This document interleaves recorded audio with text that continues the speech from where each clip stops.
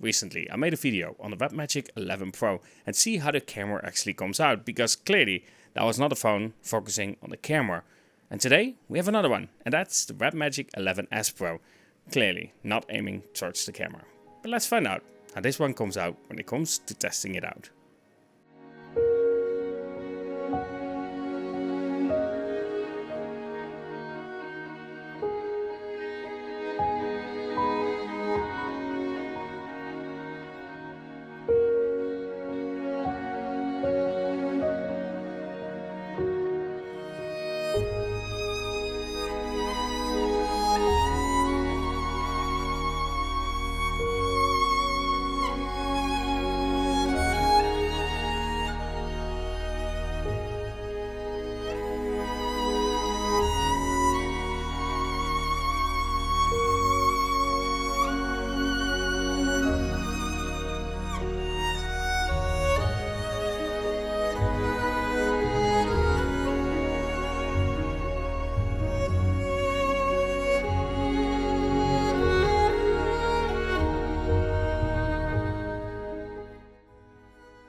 So in terms of camera, what are we dealing with? Well, we get a 50 megapixel main sensor, 23mm equivalent, and a 1/1.55 inch sensor size. Perfectly acceptable, especially, of course, you don't have any bump. For the ultra wide, I do wish that it was a telephoto instead of an ultra wide, but we get a respectable 1/2.88 inch sensor size, and again 50 megapixel resolution. That does mean that you can record at that 4K 60 frames per second for both of those lenses. However, as stated, I wish that ultra wide was a telephoto, especially for some macro shots, a little bit better zoom and so on. I think that would have been nicer. But honestly, when it comes down to the specifications for a phone like this, not too shabby. It's just the processing that needs most of the work, and therefore I have one really good tip when it comes to using this phone. Now, you don't always need this, but honestly, when it comes to trying to take pictures on this, use Pro mode. You just get better result, less processing, and it's definitely a benefit. Most of it though, when it comes to where I would use it, is one, settings like these, because you get a JPEG and RAW output, but also flower shots, because flower shots are just simply too processed. So during these kinds of shots, just use Pro mode. You get some processing naturally on the JPEG version, but the RAW version will be much better.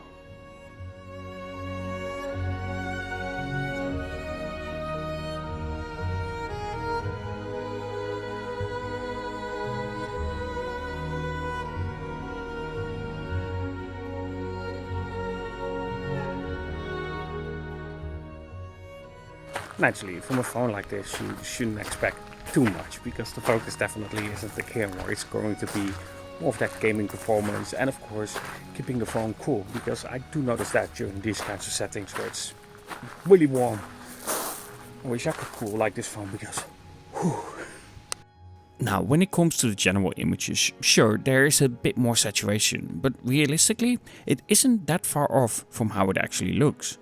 Greens aren't going overboard with the saturations, and the sky is pretty much like it was. And in that side of the processing, it's solid and leaves very little to complain about it. And in settings like these, with great lighting and not too much to ask for the result itself, honestly, it's pretty solid. Even though, of course, there is a difference between the main sensor and the ultra wide, where the ultra wide can have a little bit of a purple hue over it.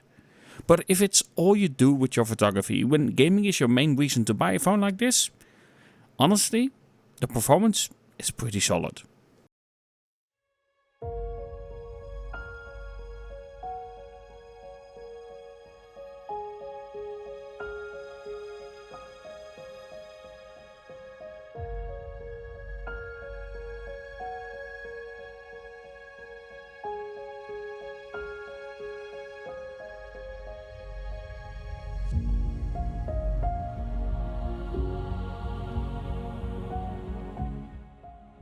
Now, with photography, it isn't always about having the best hardware, and honestly, a weaker sensor can be used in your advantage.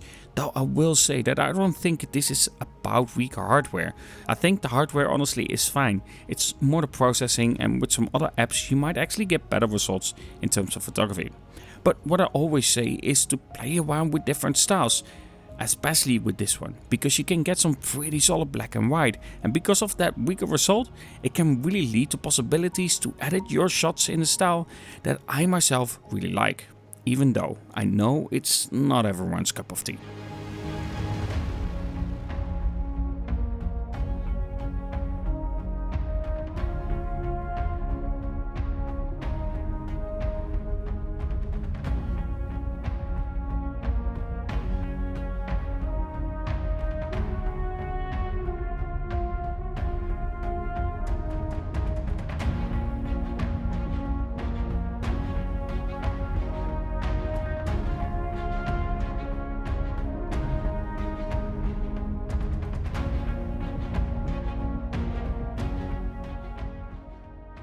Now for a phone like this, you will notice in some situations, even more so when you're not dealing with ideal lighting and a lot of texture to the setup, but though I will say that the colors are actually fine, it can struggle in cases with its shutter speed and the processing of the shot itself, and because of that, it can have some movement in the shot.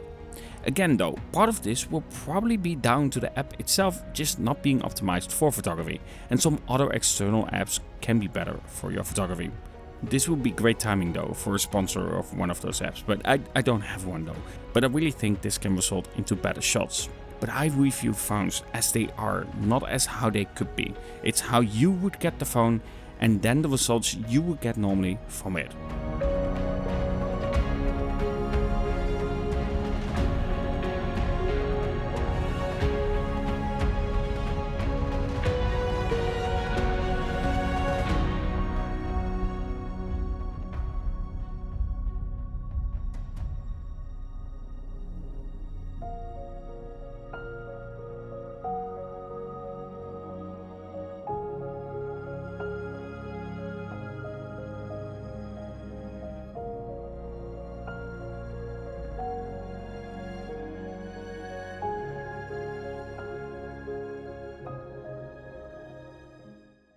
Right, audio test at 4K 60 frames per second. Stability is on currently. And on the phone, honestly, this looks quite solid, I will admit. Just movement is a little bit delayed. But stability wise, this is not bad at all. Let's switch to ultra wide now. Okay, ultra wide, 4K 60 frames per second naturally. Again, stability wise it seems good. I will say it's quite bright. I would say I need to turn it down to about this, but by default it is quite bright, and it switches again to a brighter situation, but honestly not bad, at least stability wise. Color wise and brightness wise, that's just too much. Now one thing, if you want to be able to switch between different focal lengths while video recording, it doesn't support it, either in 4K or in 1080p. I'm okay with it, but do keep that in mind when it comes to video recording. You just don't have that possibility, including 1080p and 30 frames per second as well. Now it is quite a bit warmer outside today, and what I've noticed is that the RedMagic 11S Pro doesn't heat up like the other phones, because definitely it is quite warm, and this RedMagic doesn't seem to be affected as much as some other phones that I'm trying out.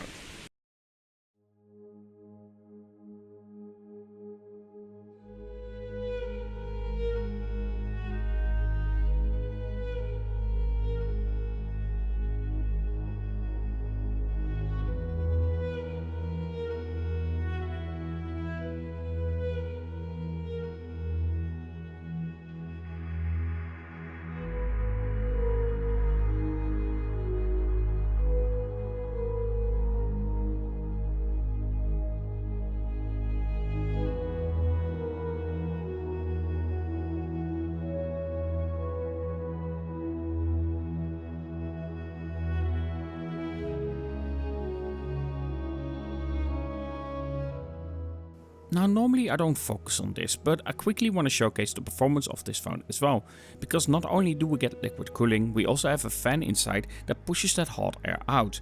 Because yes, chips like these tend to hot up quite a bit because of their performance, so anything will help. So we're starting off with 3D Mark and then using the Wildlife Extreme stress test to see how it will do and of course how the stability is in terms of its performance, because that is going to matter to people who play a lot of games on their phones. And of course, here's a quick showcase of Geekbench as well. After tests like these, naturally the phone does get hot, but the thing that I really notice is that afterwards it cools down a lot faster than a lot of phones, and that fan and the liquid cooling combination really seems to help out to cool that phone down as much as possible. Now, the reality at the end of this kind of video is that a phone like this isn't going to be amazing for photography. That's just the reality of it. It's already very telling that you have a flat back instead of course a protruding camera like a lot of phones out there. But the hardware itself when it comes to the camera isn't bad by any means.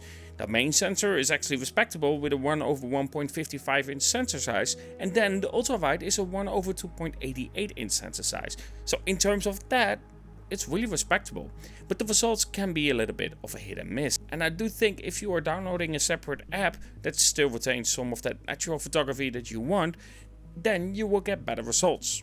But for my kind of channel, I want to showcase what you get out of the box itself. If you do want to see with a phone like this what the result would be if you download a separate app, let me know in the comments below, because that's something that I'm willing to explore with a phone like this. I feel like it's wrong to do it with a Vivo or Xiaomi or an Oppo, because then you just lose what it's meant to be. For a phone like this, I do think it makes a lot more sense to look somewhere else when it comes to the camera app. Honestly, at the end, when it comes to a phone like this, I don't think there's much to worry if the camera isn't your focus. Battery life is solid, the display is solid, the overall design of the phone itself for someone who likes gaming makes a lot of sense, especially with the trigger buttons as well. If you do play games like shooting games, it's a real benefit, especially because you can place them where you want them to be. And then next to it, you get a 3.5mm headphone jack. That's something we don't see on a lot of phones, and I think that's excellent and makes this a really good phone that is focused towards the gaming side of it. And of course, we do have that active cooling with this liquid cooling. Also looks cool when it's moving. At the end, when it comes to that camera, this is not going to compete with an Oppo, a Vivo or a Xiaomi, because it isn't made for that. If you want a better camera, get one of those phones, because they simply are better for that. But other than that, not too shabby, RedMagic. I think this phone is excellent, depending on your needs, because that part really matters. If camera is it, this is not it for you. Anyway, before we leave, I really want to thank my members. Thank you so much for your support. I really appreciate it. And of course, WAV files will be available taken on this RedMagic 11S Pro, because yes, it does support WAV. Anyway, I do hope that you enjoyed this video. If you did, don't forget to like, subscribe and everything. And let me know if you want to see me using a different kind of app for the camera itself and see how much difference that would make. Anyway, have a good one. Talk to you guys in the next.